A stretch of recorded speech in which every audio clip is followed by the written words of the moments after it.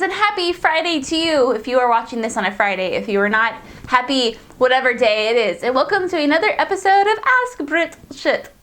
Thankfully, my family is awesome and got me a bunch of whiskey for Christmas, so I am currently drinking Eagle Rare. I have since retired the peppermint schnapps until next year and hopefully for the rest of my life. So we're going to be enjoying Eagle Rare tonight. Cheers!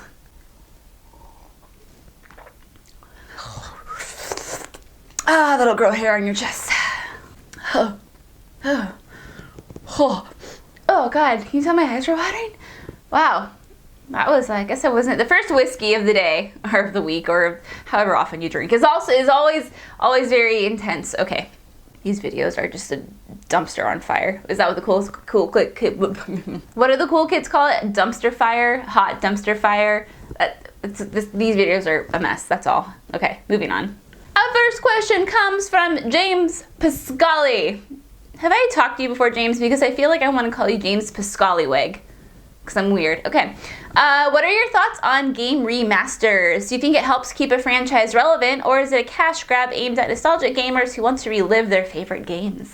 Ooh. I know there are some discrepancies against remasters and remakes. People I've talked to think that remasters are basically upgraded graphics, and some people think remakes are upgraded graphics, while some people think remasters are complete new games from the ground up, and the same goes with remakes. So anyway, I consider remasters to be like improved quality. So if you look at Ocarina of Time on the N64, I think its re-release on 3DS was a remaster. That's just my opinion, and that's the way I'm gonna answer your question. So I personally don't really have anything against remastering a game. I think it provides a fun new way for people who maybe didn't experience games back in the day. I'll use the Ocarina of Time example again. Like, you know, kids who were born far after 1998 when N64 version of Ocarina of Time released probably wouldn't get their hands on a Nintendo 64, but they do have their hands on a Nintendo 3DS and they're able to experience it. Same on the Wii. I don't even know if it's on the Wii U also, but I think that's great, personally. I think it kind of gets a little cash cowy when, is it cash cow the word I'm looking for, or cash grab, whatever the hell, when you release a game for like 15 different platforms, like iPhone, iPad, iPod, every console under the sun, and it's, I don't know, on rocks, on cave walls. Then it seems a little too like, okay guys, this isn't really necessary, but overall, I would say I'm cool with them. I would have an issue if doing said remaster interferes. I don't know why that was difficult. It must be the Eagle Rare. Interferes with the studio working on a new IP. Like if Nintendo were to be like, hey guys, we're gonna halt the next Pokemon console game because we're gonna remake Pokemon Snap. Well, actually, that'd be really cool. I don't think that's a good example. Here's another example. So if Nintendo were to be like, hey guys, we're gonna halt production on the next Pokemon console game because we're gonna work on a remaster of Ocarina of Time for the Nintendo Switch, I'd be like, no, that's a waste of your goddamn time. Oh God, that Eagle Rare. So intense. Next question comes from AJ. Do you think Final Fantasy 15 will bring an epic edge to RPGs with its future multiplayer option? So I haven't heard anything on the Final Fantasy 15 multiplayer front in a while. Last I heard, and this is my understanding, is that they're going to release a patch which will include multiplayer DLC that'll allow you and your friends to travel as the characters through like new online adventures that aren't accessible in the main game. I mean, most people who buy Final Fantasy buy it for single player option, right? I mean, that's the only option there is, and so a lot of people who buy it typically play well, that's an assumption. What I was gonna say is people who buy it typically play single player games. That's a total assumption that could be completely false. What I'm trying to say though is that people don't buy Final Fantasy 15 for the multiplayer, so that makes me worried that the install base or the crowd that would play the multiplayer could be pretty slim.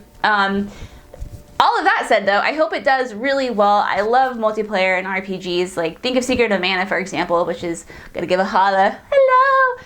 Fantastic, and that was so fun. And then obviously you have Diablo and Borderlands and Lord of the Rings, War in the North, and I'm sure there are many others that I'm forgetting or just not naming. Right. So I can't see it providing an epic edge. I think to do that, well, we still have the details on it right now, I guess. We don't know what the online adventures will entail. how long they're going to be. Is it 4-player online only, or can it be like 2 online, 2 local, or 2 online, 2 AI, I guess is what I was trying to say. So yeah, I don't know if we know enough to really like talk about if it'll give an Epic edge or not.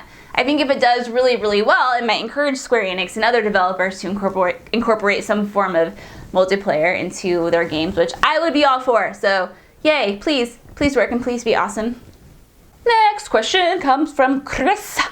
My question is, how do you feel about video game live films? I personally refuse to watch them because I know in some way they muck it up. I mean, it's no secret that when you take a video game and you try to turn it into a film, it just typically it ends poorly. That said though, I don't avoid them. I mean, the way I look at it, and I was kind of talking about this with Final Fantasy VII and the Final Fantasy VII re-shindig that people are worried about how it's going to ruin the legacy of Final Fantasy VII and blah blah blah, is I feel like the video game that I played, so let's talk about like Uncharted, for example. I don't even know if they're still doing the Uncharted film or not, whatever. So even if there is an Uncharted film, and even if it does terribly, I don't feel like that impacts the way I feel toward the Uncharted video game, which is the important thing. The Uncharted franchise to me consists of 4 PlayStation discs, and that is where they will remain, and that is where they are immortalized, and that's how they will stay. Nothing can touch that, nothing can damage that, nothing can deface that. So even if a movie were to come out and do terrible, whatever. So for that reason, I don't mind watching the films, and I'm not really a film critic, so I don't really know what makes a good film and a bad film, but what I do know obviously is video game lore, and if they fuck that up, then I have a problem. So I'm usually easily pleased when it comes to films, and I have no problem admitting that, but again, it's more about I will see the film because I know that no matter what, the game that I have come to know and love is still there and it hasn't changed. Does that make sense? I just don't take it too seriously. Think of like the Resident Evil films, for example. Great Resident Evil, no, not great Resident Evil movies. I would say great movies, just not great Resident Evil movies. They're okay Resident Evil movies, but they're entertaining movies on their own. Yeah.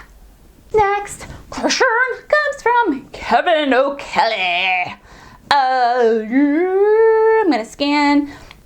Do you plan on, at some point in the future, having a little more of a focus and emphasis on Let's Plays? If that's not the kind of thing you're really going for, I understand, but I would love to see more and longer Let's Plays. Thank you for sending this, because it is something I want to talk about, because I absolutely have good intentions, and I really, really, really want to make more Let's Plays. I have a whole list of horror video games, and I say horror because someone called me out in a comment a few videos back, and because it sounded like I said horror. No, horror. Anyway, I have a long list of horror video games that I really want to get to. It's just, I'm trying like this new schedule thing where I'm trying to like fit a million things into my day at once, and I'm trying to like tweak it and balance it, but it's definitely on my list of things to get around to and do. So thank you, that was just another little fire under my ass. So I appreciate it. Our last question comes from Kenneth. I have one of those what if questions. What if you were told that you could only have one gaming system ever for the rest of your life? You can have any and all games for that system, but it will be the last and only system you will own for the rest of your life. Which would you pick? Fuck. Jesus, that's an intense question. My first gut reaction is to say Super Nintendo, because that hosts some of my favoriteest video games of all time, of the world. So, I mean, thinking about living in a world where I couldn't play Earthbound or Super Mario RPG or Harvest Moon, Super Nintendo, like that makes my heart ache in Super Mario World, and goodness. So, but that said, one can only play those games so many times. So recently what I've been doing is I've been playing PlayStation Classics on my PlayStation 3, some RPGs I never got around to, like Legend of Dragoon, Breath of Fire 4, and wrapping up some games I never finished, like Final Fantasy 8. I want to play Final Fantasy 4, even though I don't think that's on the Classics on PS3. But Tactics is, and I'm trying to get to Final Fantasy Tactics. Anyway, so at this point in my life, I think I would have to say the PlayStation, because in that, plus, I mean, that has all the Resident Evils, well, not all, but most of the bomb-ass Resident Evils on it. So I think I would have to say PlayStation 1, because I feel like there are umpteen billion RPGs I never got around to playing. Harvest Moon, Back to Nature is on that. No. Yeah, Back to Nature. That's Back to Nature is on that system, and that's my favorite Harvest Moon game. So So with that said, PlayStation 1. I will take it, I will live with it forever, and I will love it as if it were my own. Alright guys, thank you so much for watching. I hope you have a rad-tastical, God, tomorrow is New Year's Eve already. Damn, Gina. Yeah, so if you're watching this right now on the day I published it or on New Year's Eve, I hope you have a wonderful New Year's Eve. And if you're watching this sometime later, I hope you had a wonderful New Year's Eve. And if you're watching this years in the future, I hope you had a rad New Year's Eve 2016. Yeah, I covered all my bases. Again, thanks for watching, and I will see you next time. Bye!